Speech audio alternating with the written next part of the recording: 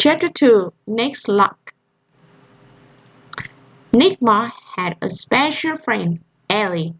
Ellie Gold lived next door. Ellie had a dog called Newton. Nick and Ellie played with Newton all the time. Nick helped Ellie feed and walk Newton. He helped her wash and brush him. Ellie was very good at sharing Newton with Nick. There was another reason why Ellie was Nick's special friend. Ellie liked collecting things too. While Aunt Terry was at home helping Mom, Nick went around to Ellie's. Ellie and Newton were already at the door. "Hi, Nick," said Ellie. "Woof, woof, woof," said Newton. Nick reached into his pocket, then gave Newton a dog treat. He always had a dog treat for Newton. "My dad's taking us to the park," said Ellie. "But first Newton and I are going to practice some tricks. Want to help?" Ellie and Nick took turns throwing the special stick that Nick had found during one of their nature walks. Newton ran fast and jumped high and brought the stick back quickly. He did this a few times, then lay down by Ellie's feet. "Roll over, Newton," said Ellie. Newton rolled over. "Paw," said Ellie. Newton sat up and gave Ellie his paw. "Paw," said Nick. Newton gave Nick his paw as well. Then, because he loved to run, Nick ran up and down Ellie's garden. Newton ran up and down Ellie's garden too. Mr. Girl opened the door and said, "Are you ready, Ellie?" "Hello, Nick.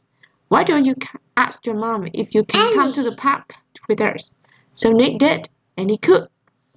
At the park, Newton did a lot of sniffing and rolling the grass. Other people were out with the dogs too.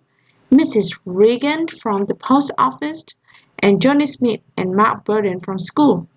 As they walked across the field, Nick said, "I found a fall-leaf clover right here yesterday." "Really?" asked Ellie. "You must be very lucky," said Mr. Gold.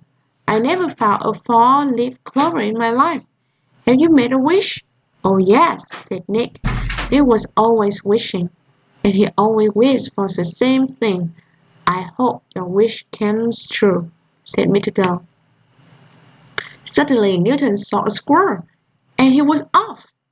"Newton, Newton!" Ellie and Nick and Mr. Gold called. But Newton kept running. Then Nick had an idea. He reached into his pocket and held up a dog treat. "Newton!" he called very loudly. Newton turned, and Newton looked, and Newton ran fast straight back to Nick. "See," said Ellie. "Newton thinks he's your dog too." On the way back to Ellie's, Nick found 3 elastic bands for his elastic band ball. It was going to be the biggest in the world. He found 2 feathers and an unusual-looking stone. He put them on his bookcase when he got home. Ellie found 4 acorns.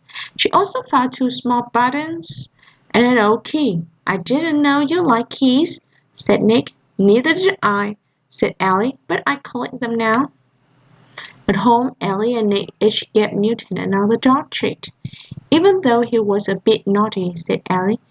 Then they brushed Newton's fur until it was silky and soft.